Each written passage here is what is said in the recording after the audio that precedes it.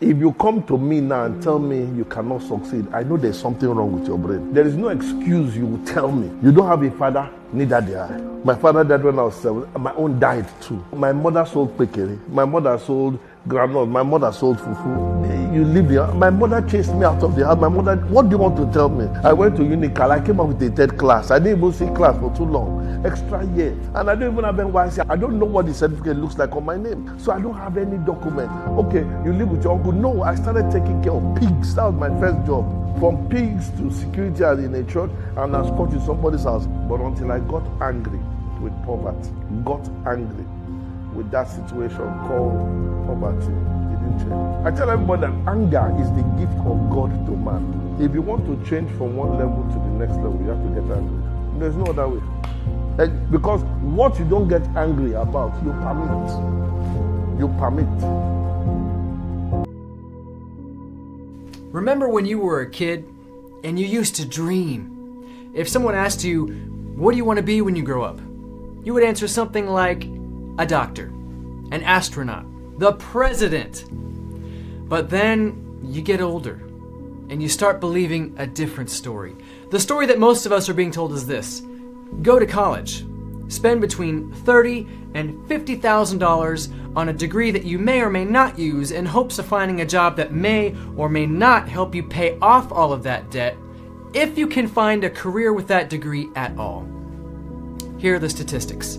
40 years after entering the workforce, out of a typical 100 people, 5 are still working, 36 are dead, 54 are broke, 4 are well off, and 1 person is wealthy.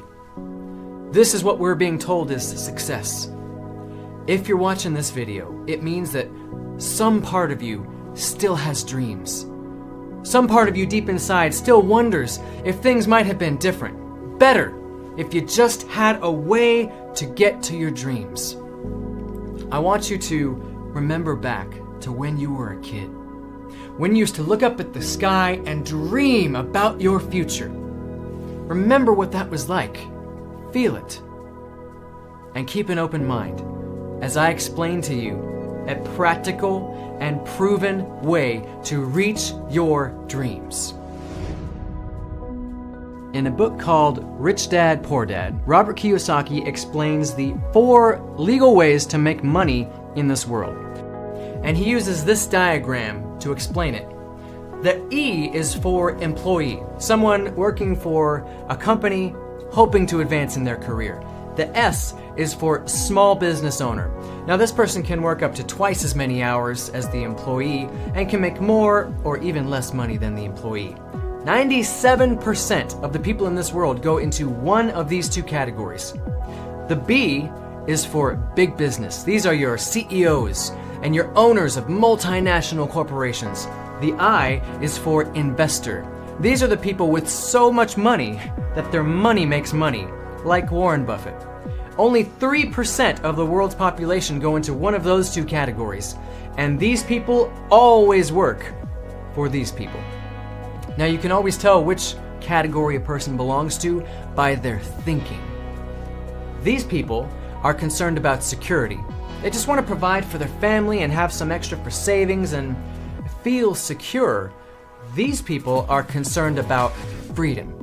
What they want is to be able to go anywhere at any time and accomplish anything. Those people make big things happen.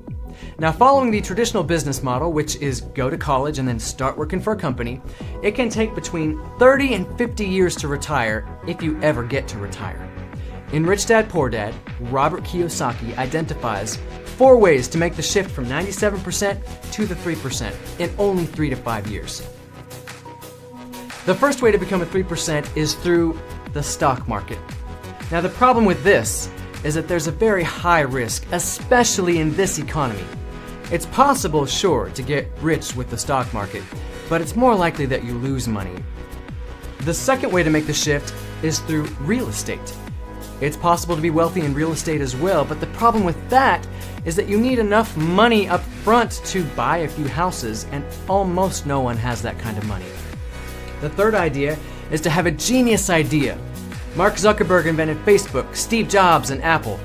And while it's possible for you to be the next Mark Zuckerberg, let's be realistic, it's probably not going to happen. The fourth way to make this shift is through network marketing. You've probably heard about network marketing and you probably have some opinion about it. Knowing nothing else about it, know that it is the fastest growing industry on the planet. It is a $200 billion a year industry. A successful businessman was growing old and knew it was time to choose a successor to take over the business. Instead of choosing one of his directors or his children, he decided to do something different. He called all the young executives in his company together. He said, "It is time for me to step down and choose the next CEO. I have decided to choose one of you." The young executives were shocked. But the boss continued, "I am going to give each one of you a seed today. One very special seed. I want you to plant the seed, water it, and come back here 1 year from today with what you have grown from the seed I have given you. I will then judge the plants that you bring, and the one I choose will be the next CEO." One man, named Jim, was there that day and he, like the others, received a seed. He went home and told his wife the story. She helped him get a pot, soil and compost, and he planted the seed. Every day, he would water it and watch to see if it had grown. After about 3 weeks, some of the other executives began to talk about their seeds and the plants that were beginning to grow. Jim kept checking his seed, but nothing ever grew. 3 weeks, 4 weeks, 5 weeks went by, still nothing. By now, others were talking about their plants. But Jim didn't have a plant and he felt like a failure. 6 months went by, still nothing in Jim's pot. He just knew he must have killed his seed, but he didn't say anything to his colleagues. He just kept watering and fertilizing the soil. The year finally went by and all the young executives of the company brought their plans to the CEO for inspection. Jim told his wife that he wasn't going to take an empty pot. But she encouraged him to be honest about what happened. Jim felt sick in his stomach. It was going to be the most embarrassing moment of his life, but he knew his wife was right. He took his empty pot to the boardroom. When he arrived, he was amazed at the variety of plants grown by the other executives. Jim held his empty pot and many of his colleagues laughed at him. When the CEO arrived, he surveyed the room and greeted his young executives. Jim just tried to hide at the back. "My, what great plants, trees, and flowers you have grown," said the CEO. "Today one of you will be appointed the next CEO." Then he spotted Jim at the back of the room with his empty pot. He ordered the financial director to bring him to the front. Jim was terrified. He thought, "Now he knows I'm a failure. Maybe I'll be fired." When he got to the front, the CEO asked him what had happened to his seed. Jim told him the story. The CEO asked everyone to sit down except Jim. Then he announced, "Behold your next chief executive. His name is Jim." Jim couldn't believe it. Jim couldn't even grow his seed. How could he be the new CEO? The others said. Then the CEO said, "1 year ago today, I gave everyone in this room a seed. I told you to take the seed, plant it, water it, and bring it back to me today. But I gave you all boiled seeds, they were dead, it was not possible for them to grow. All of you, except Jim, have brought me trees and plants and flowers. When you found that the seed would not grow, you substituted another seed for the one I gave you.